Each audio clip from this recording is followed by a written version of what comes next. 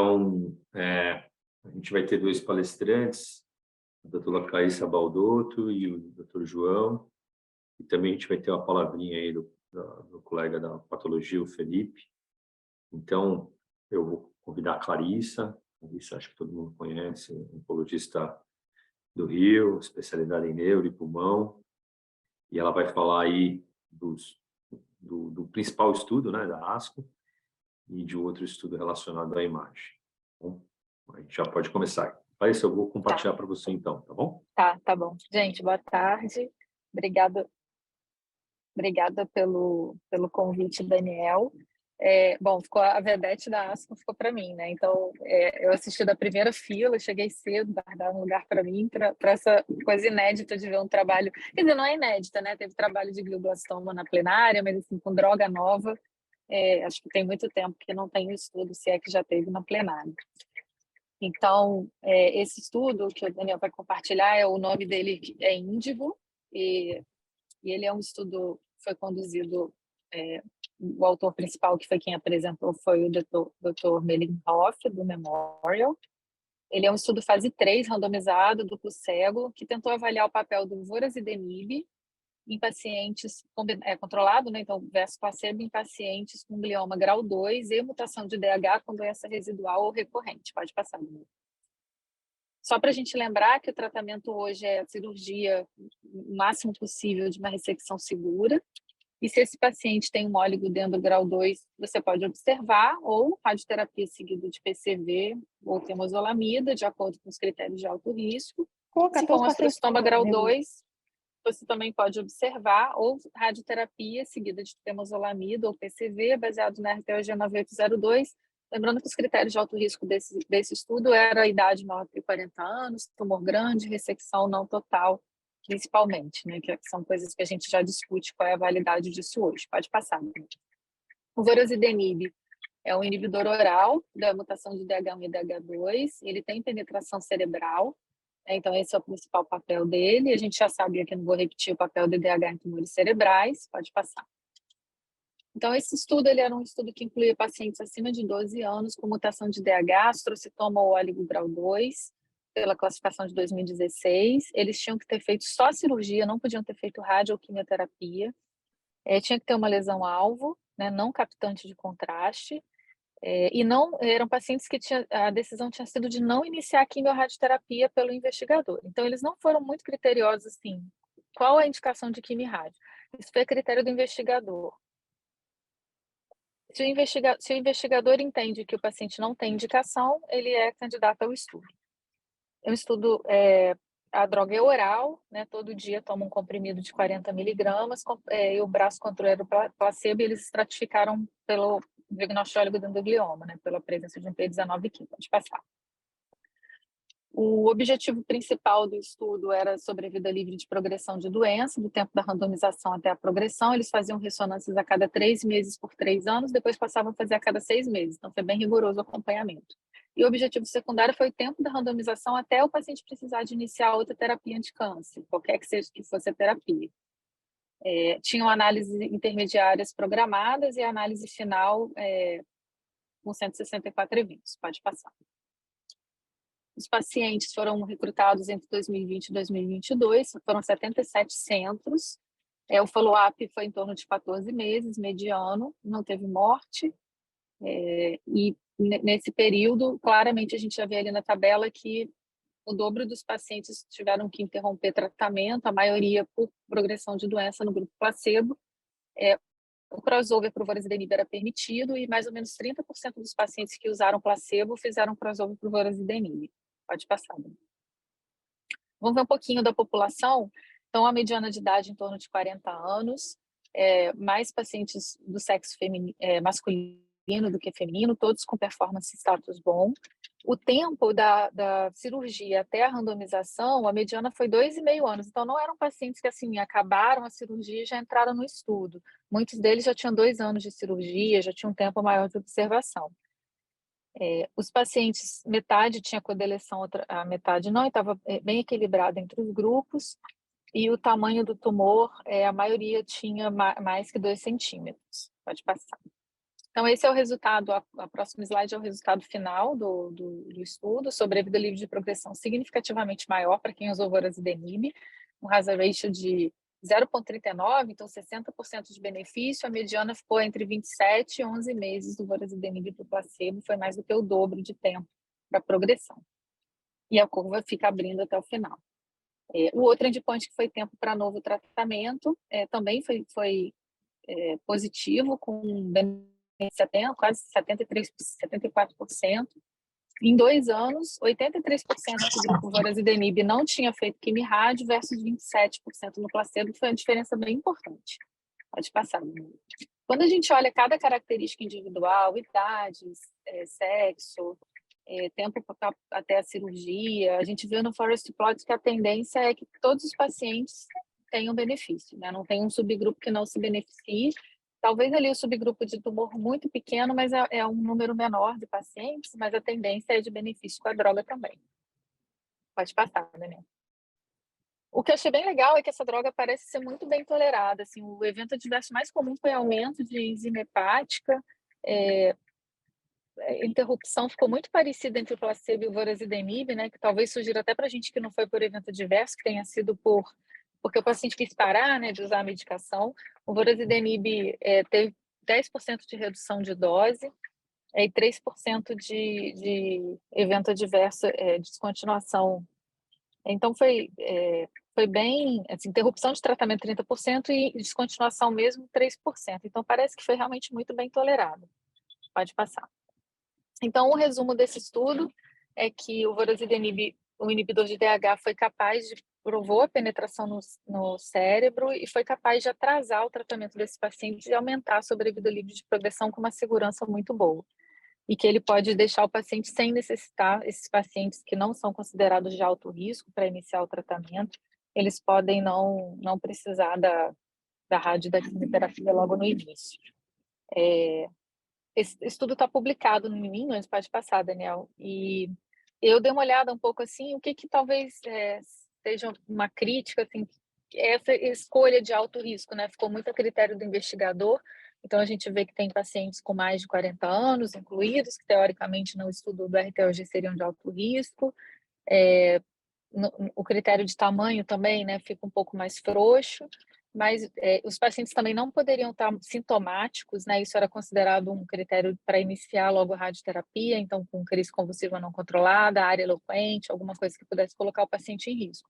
Mas eu confesso que eu achei bem razoável, assim, porque esse é o nosso dia a dia, a prática, eu acho que é um trabalho que muda a nossa prática clínica, a gente pode discutir depois, a droga não está aprovada ainda em nenhum lugar, a previsão no Brasil talvez é que chegue para o ano que vem, seja submetido ano que vem, que a gente vai ter que lidar com isso, que é um custo muito alto. Então, esse é o estudo principal. Pode passar, Daniel. Pode passar até o último estudo, por favor. E o outro que eu queria comentar foi um de imagem, que foi uma avaliação do PET com fluorofluciclovina para detecção de diferenciar entre alteração pós-radioterapia e metástase cerebral, né, se é metástase ativa ou radioterapia, é um estudo prospectivo de fase 2, pode passar. A gente sabe já, né, não vou repetir, mas que 1/3 dos pacientes com metástase cerebral, após radiocirurgia, eles evoluem com aumento, alteração da imagem, que é muito difícil, às vezes, diferenciar entre progressão versus necrose. A maioria das lesões aumenta numa janela de 3 a 6 meses e pode começar tão cedo quanto 6 semanas até 15 meses depois da radiocirurgia. Pode passar. No NCCN, as recomendações são de você avaliar alterações na ressonância, né? Então, o contraste, a captação de contraste no T1, a imagem no FLAIR, eventualmente a gente usa perfusão também, mas que tem uma baixa especificidade, muitas vezes é difícil diferenciar. Pode passar, essa é a justificativa para o estudo. O fluoro 18, fluorfluciclovina é um fármaco que é utilizado no PET scan, ele já é aprovado pelo FDA para recorrência de tumor de próstata, e normalmente as áreas de necrose elas não apresentam captação por esse marcador. Então, áreas inflamatórias não apresentam captação, enquanto que tumores apresentam captação, tanto gliomas quanto metástases. Pode passar, menina. Então, esse é o estudo do PURSUE, o nome que eles botaram. Eles pegaram só pacientes que tivessem feito irradiação para metástase cerebral e que tivesse uma ressonância com dúvida se aquilo seria progressão ou não. O paciente faria o PET e depois ele ia à ressecção. Então, eram pacientes com indicação de ressecção cirúrgica da metástase para poder confirmar, de fato, o achado do PET. Pode passar. Eles tinham controle de radiologista para avaliar, né? Tinha 3 revisores independentes, e eles classificavam entre captação leve, moderada ou alta, de acordo comparado com a captação da parótida. E eles tentaram avaliar no estudo a sensibilidade, especificidade, valor preditivo positivo e negativo do método. Pode passar.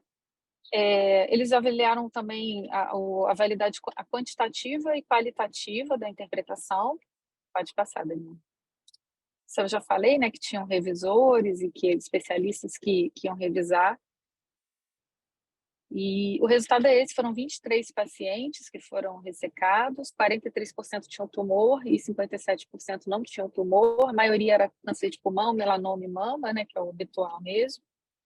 Pode passar. E aí esse foi o achado, né?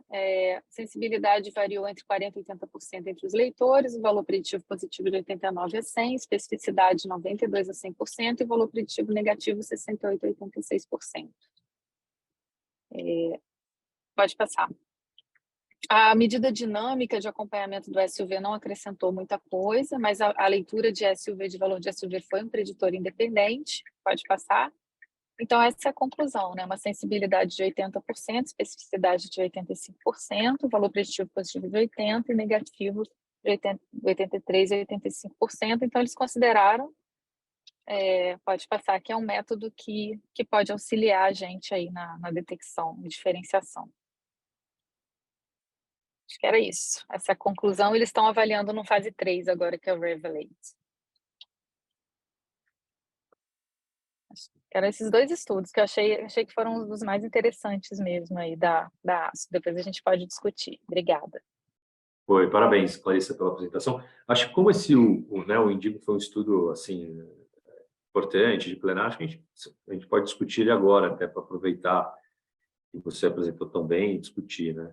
Quem tiver dúvida, perguntas aí para Clarissa. Assim, minha opinião realmente é um estudo muito bom, né? Assim, acho que responde algumas perguntas, e o mais interessante de tudo, eu acho que é o tempo, né, o tratamento principal, né, Clarissa? Porque a gente sabe que os pacientes jovens, a depender da área, né, a maioria tem na década do 30, 40 anos, então, a depender da área do tumor, você evitar uma radioterapia, evitar uma quimioterapia para um déficit cognitivo, eu acho que esse estudo, o racional dele é muito interessante, né? Apesar que você falou do alto, baixo risco, né?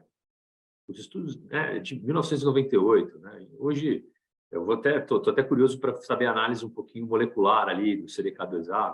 Acho que a maior entendeu? crítica talvez seja essa, né? A gente não viu a análise molecular. E assim, eu acho que também essa droga, né? Os pacientes que progrediram e foram submetidos à rádio e aquilo depois, a gente vai ter o desfecho a longo prazo do uso, né? Então, realmente, o INDIGO vai ser um estudo que a gente vai ver muita apresentação dele, porque vão ter as análises dos pacientes que foram, né, tomaram a medicação, progrediram, depois fizeram química, cirurgia, quimio e rádio, né? Então, a gente vai ver esse desfecho da medicação a longo prazo, porque bloqueia o IDH, né? É um baita tratamento, é uma terapia-alvo, se ele vai ter desfecho a longo prazo de sobrevida. Então, realmente, eu acho que desde o Temodal, né, de 2005, talvez, o TTF, aí, esse estudo foi um dos mais impactantes, aí, né, um dos mais importantes aí no mundo da neuro-oncologia. Eu fiquei muito feliz também. Foi terapia-alvo, né, que a gente, baseado em todo esse avanço do diagnóstico que a gente teve. Eu concordo, eu acho que a gente vai ter muito dado desse estudo ainda para ser analisado nos próximos anos. E o problema do nosso dia a dia vai ser, primeiro, a incorporação, porque o preço atual, me falaram que deve vir para cá em torno de 80 mil por mês, mas hoje a droga custa 200 mil por mês, mais ou menos, 200 mil reais. Nossa, eu não sabia desse detalhe. E por muitos anos, né? Às vezes o paciente vai usar. E o outro é o quanto que a gente vai extrapolar aí, né? Porque até esses dados saírem, né? O que que a gente vai fazer com o paciente que recai, que tem IDH mutado? A gente não sabe se pós-radicina a eficácia é a mesma, né? Então, todas essas questões aí que vão vir no meio da nossa, no dia a dia e antes dos dados todos saírem. Assim, eu concordo, tem muita coisa, mas assim, é impressionante, né? A droga funciona mesmo, né? Ela talvez, que foi no conceito do fase 1, né? Que era, né? Que não tinha taxa de resposta, né? Tem estudo, acho que se não me engano, fase 1, fase 2, não é um perfil de paciente que precisa de resposta, né? Realmente é uma droga que vai ser tipo não nem digo adjuvância, mas um É, tratamento é uma manutenção, complementar, né? Assim, uma manutenção, é isso aí. Porque o glioma de o, baixo grau já é uma doença, né, que pode ser indolente, né? Mas enfim. E foi muito bem tolerada, né? Porque às vezes droga de muito tempo de uso, assim, dá muito evento, mesmo que de baixo grau, que incomoda, não parece. E isso que você falou é verdade. Sempre me incomoda em estudo de fase 1 de glioma esse negócio da taxa de resposta, porque a gente sabe que taxa de resposta em glioma é uma coisa meio fictícia, assim, né? A gente não vê, não é o mais importante, né, na maioria das vezes.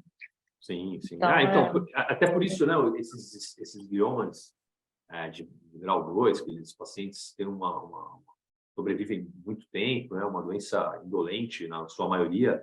É interessante, né, o que a gente vai colher daqui a 5, 10, 15 anos nesses desfechos com essa droga, seguido depois de uma nova cirurgia, né, depois da quimio-rádio, enfim, vai ser, né, eu espero tá bem para ver esses resultados.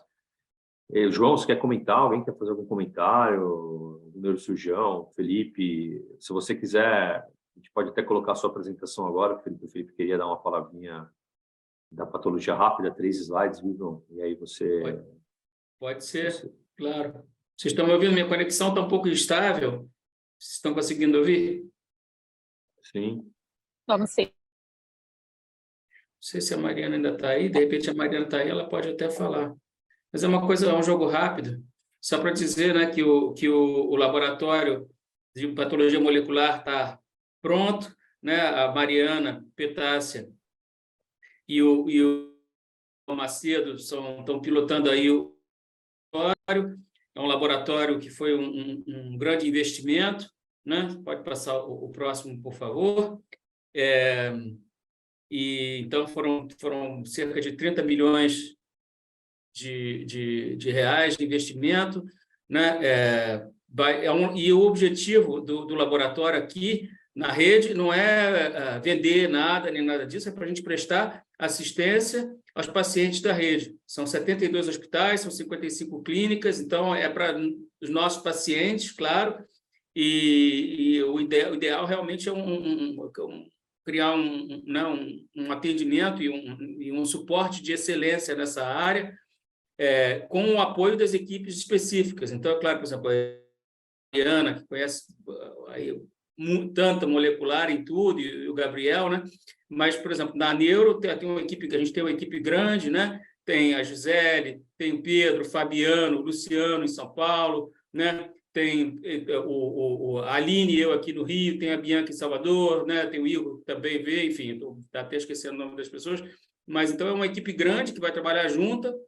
A gente vai definir as nossas rotinas, né, diagnósticas, enfim, e vamos ter muita coisa para fazer, passo a próximo. Então, dentre as coisas das quais o laboratório dispõe, então, aliás, uma outra coisa importante é a parceria com o IDOR, então vai ter teses e coisas de pesquisa dissociadas da atividade. Enfim, uma das coisas importantes é que a gente pode fazer uma análise completa no Brasil, sem envio para o exterior, né? Vai poder ser mais célere nessa análise diagnóstica, as pessoas vão estar próximas, né? Eu digo esse nome da Mariana, não estou em São Paulo, mas venham visitar o laboratório e ver, poder discutir os casos, poder ter controle do que a gente está fazendo e poder assim, primar para uma super qualidade do né, dos nossos pacientes, medicina personalizada,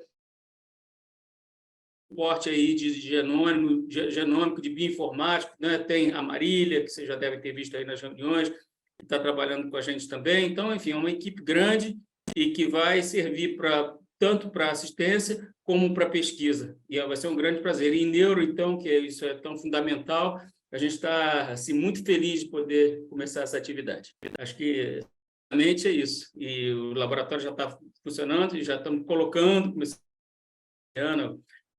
o Gabriel, acho que e testando, enfim, deixando tudo pronto para a gente começar a fazer os exames logo. Legal, legal. Então, Daniel, acho que pode só vale falar, a João. pena. Não, acho que pedir para o Felipe, assim como tem outras pessoas participando, a gente vê, às vezes, pacientes jovens com IDH selvagem que não faz outro teste de IDH, né? Ainda mais com o dado do Indigo agora, né? Tipo, Veio ressaltar a negativo importância, pela imunistoquímica, né? Quer dizer, veio É. negativo pela imunistoquímica. Exato. ressaltar a importância desses testes nessa população, né? Muito. Lembrando que, João, que a localização é importante nesses pacientes. Paciente com glioma difuso infratentorial, metade deles não tem a mutação canônica. Claro que são lesões mais raras, mas é muito importante. E é importante ter essas conversas com o especialista justamente por causa disso. Porque tem particularidades, né? Precisa estar atento a elas para indicar bem o exame e, principalmente, se a gente tem que fazer uma opção, escolher o que a gente tem de mais preciso para cada tumor e para cada paciente. Não, perfeito. Beleza. Daniel, Pode falar, João. eu ia falar, vou deixar meu vídeo desligado, que minha conexão, eu tentei falar algumas vezes, está muito ruim aqui. Tá bom, tranquilo. Você quer comentar alguma coisa do Indigo, alguma coisa do outro estudo da... Eu acho que o mais difícil é o cenário que a gente vai utilizar essa droga, uma sobrevida tão longa dos pacientes, em alguns casos, né? Acho que a minha dúvida é essa hoje.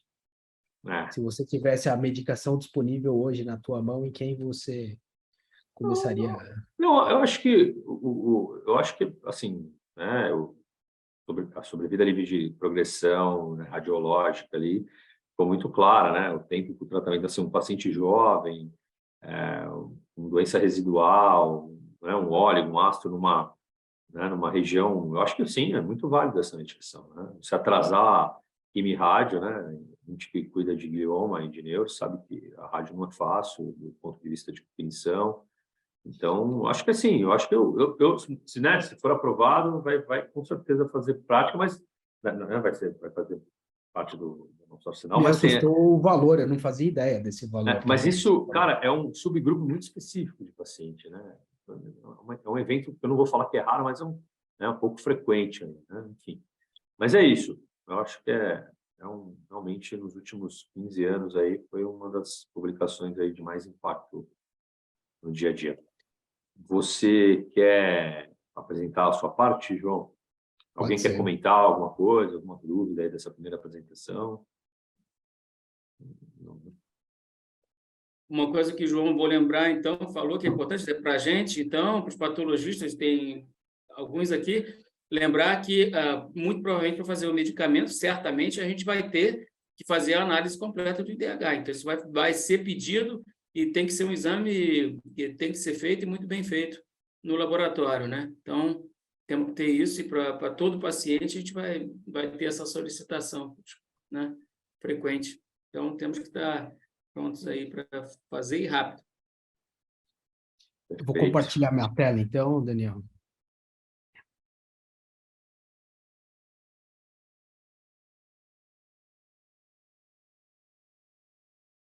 E lembrar também que que há mutações de DH1 e DH2 em colangiocarcinoma e leucemias. Então, que também, talvez no futuro, para esses outros medicamentos, para esses outros tipos de câncer, isso possa ser estendido. Sim. Vocês enxergam o slide, Daniel?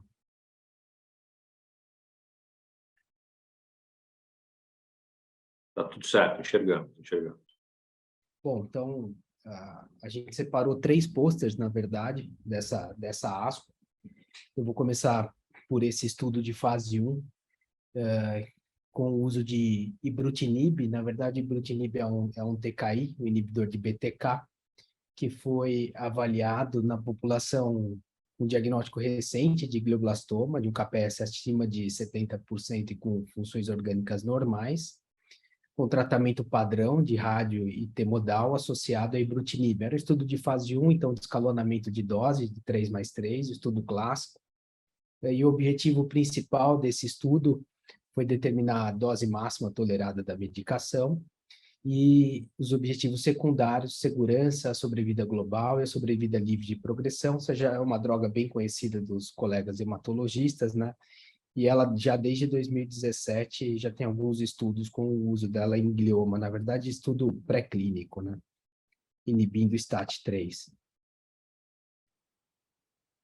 Então foram alocados nesse estudo 26 pacientes, sendo 46% do sexo feminino e com uma idade mediana de 61,5 anos. 15 pacientes, ou seja, 58% eram MGMT metilado e 11% não metilado. Todos os pacientes metilados foram submetidos a quimio-rádio, a T-modal e radioterapia associada a ibrutinib, e 9 no grupo dos não metilados foram submetidos só à radioterapia com ibrutinib. Tá? A dose de 420 miligramas foi uma dose bem tolerada nessa associação com T-modal e radioterapia. A média no uso foi de T-modal foi de 4 ciclos e de ibrutinib 3 ciclos. E esse estudo, assim, ele mostra dados interessantes em termos de sobrevida, se a gente olha a população do MGMT metilado, ou seja, desses 15 pacientes tiveram uma sobrevida mediana de 26 meses. Se a gente olhar ao longo do primeiro, segundo e terceiro ano, teve uma sobrevida de 100% no primeiro ano e 35% no período de 3 anos, o que é um dado bastante interessante comparado com dados históricos. E esse estudo está sendo planejado já, novos estudos de fase 2 com essa droga nesse cenário.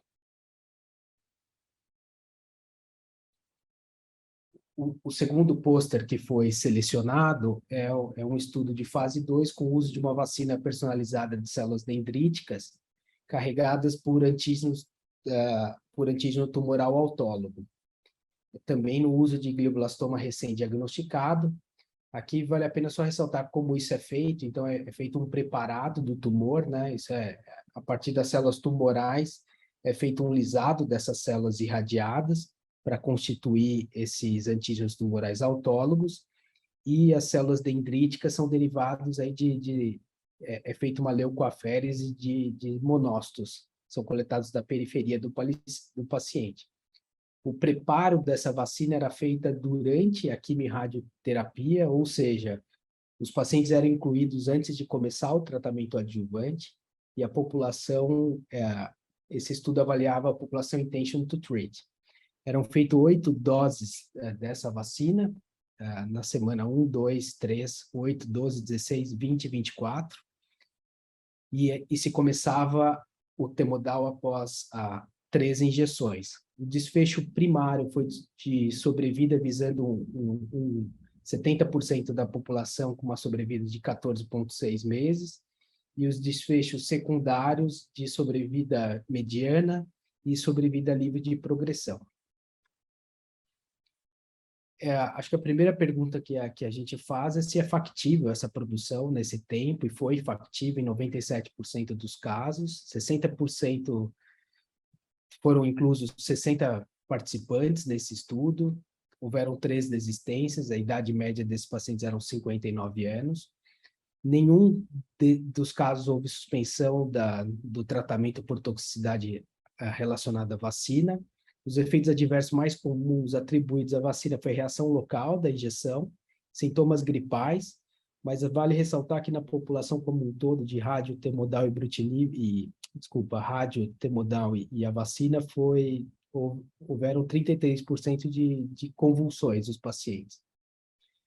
Após um acompanhamento de 3 anos, a sobrevida global foi em 14,6 meses foi de 52%, ou seja, esse estudo não atingiu o endpoint primário. A sobrevida mediana foi de 16 meses, o PFS de 10,4. um número até interessante, com taxa de sobrevida global em 3 anos de 23%. A associação dessa vacina, aparentemente, ela foi melhor, teve um desfecho melhor com temodal isolado, em detrimento a temodal com anti-VEGF ou temodal com TTF. E quando a gente avalia a sobrevida global dos pacientes, há alguns pontos que vale ressaltar. Os pacientes que tiveram melhor desfecho foram que receberam 8 doses da vacina, que usaram baixas dosagens que não usaram dosagem baixa de corticoide, que completaram 6 ou mais ciclos de temodal. Apesar desse estudo não ter alcançado o desfecho primário de sobrevida global, o PFS encoraja para novos estudos, e uma das coisas que os autores trouxeram, que talvez 8 doses dessa vacina de célula dendrítica não foi suficiente, talvez teriam que ser feito mais doses, mas é algo ainda a se estudar. E por último, é um outro pôster apresentado que avalia os pacientes que têm sobrevida longa com glioblastoma e DH selvagem. Então, é um consorte do IORTC, que ele pegou pacientes que tinham sobrevivido, que viveram mais de 5 anos, em 24 centros da Europa, Estados Unidos e Áustria.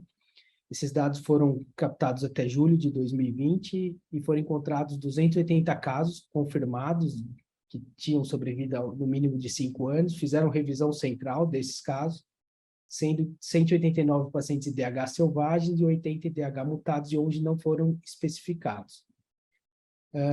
A grande maioria dos pacientes eram tinham metilação de MGMT, 74,3%, e tinha uma sobrevida mediana de 9,9 anos. Aqui uma coisa que vale ressaltar no próximo slide é que uma das coisas que fica clara é que a sobrevida maior, é uma coisa até intuitiva, a sobrevida é maior nos pacientes que nunca recorreram. Quando a gente compara o número de recorrências, a sobrevida cai. E um ponto que chama a atenção nesses dados retrospectivos é que 48% dos pacientes que nunca recorreram, apesar de ter uma sobrevida longa, eles eram não metilados. Isso abre um questionamento se pode ser um subtipo distinto de glioblastoma, talvez detectado por outras tecnologias e não só perfil molecular, talvez metiloma possa nos ajudar nisso. Esses eram os 3 posters, Daniel, que a gente tinha separado para a apresentação.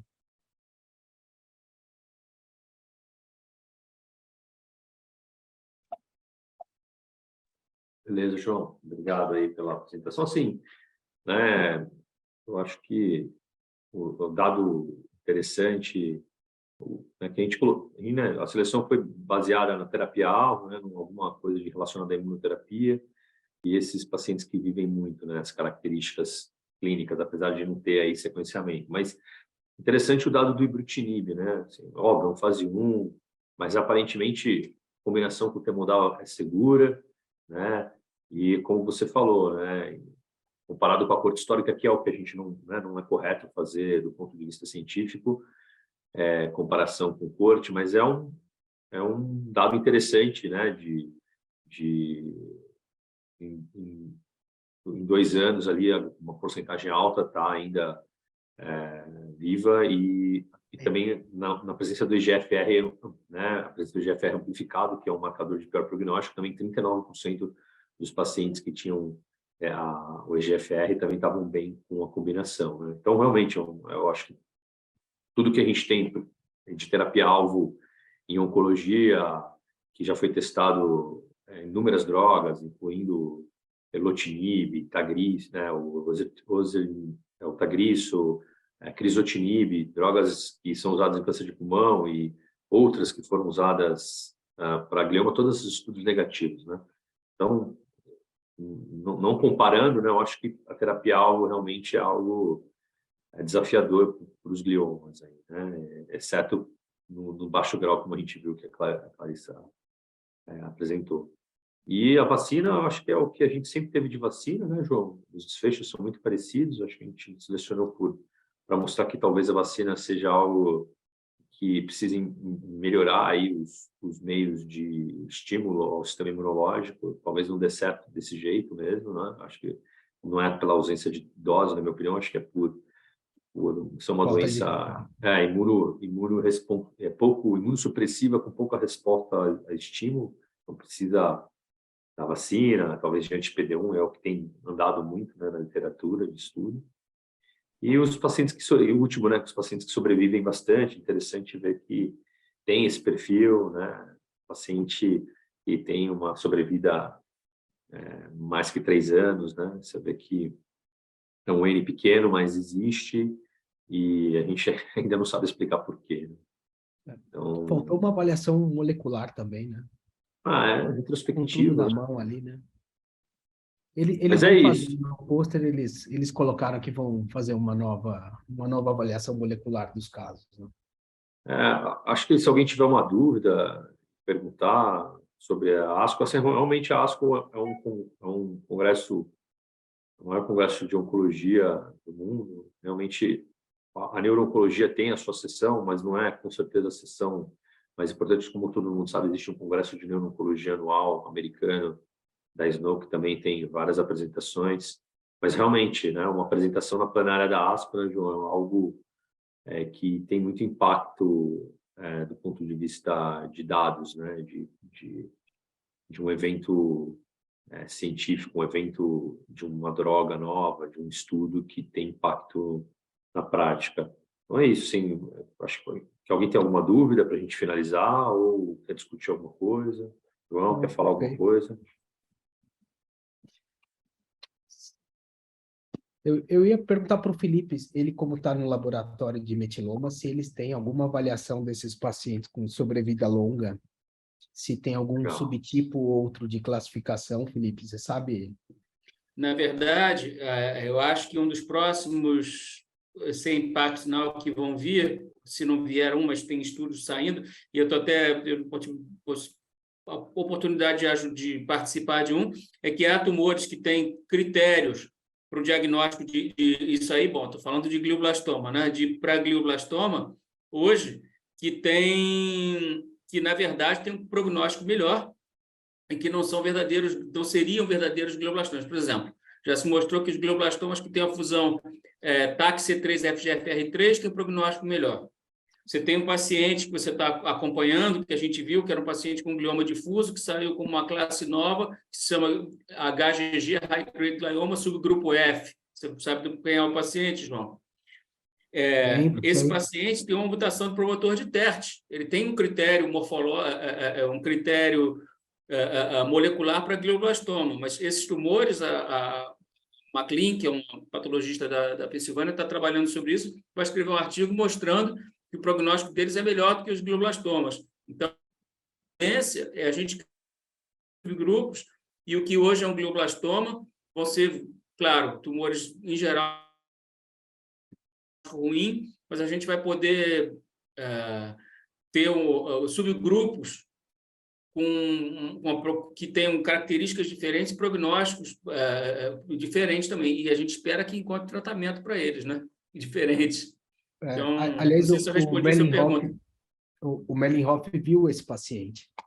E a opinião dele foi que ele vai se comportar melhor do que um glioblastoma pelo fato de ter só um TERT, uma mutação de TERT isolado. Exato. Teste a gente viu. Então, a série de HGGF da McLean, eu pude ver. Tem 2 subgrupos, tem um subgrupo de localização diferente, não posso dar spoiler, mas eles têm um comportamento melhor do que os glioblastomas, né? Agora, por tratamento, a gente não encontrou nenhum alvo, nada que seja animador. Ele não sugeriu nada. O que ele propôs de tratamento para esse paciente, por curiosidade? Temodal.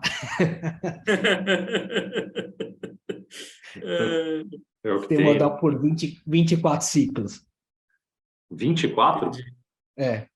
2 anos? Você lembra do caso? Eu discuti em reunião. Entendi. Aquele glioma difuso. Entendi. Aqui no que não tinha como operar, né? Uma gliomatose séria. Essa é uma radioterapia. Isso. A gente viu, foi muito interessante. Estou revendo uma opção de casos desses com a McLean. Muito, muito interessante. Vamos ver o que a gente vai Espero que, de fato, ele se comporte bem mesmo. Exato.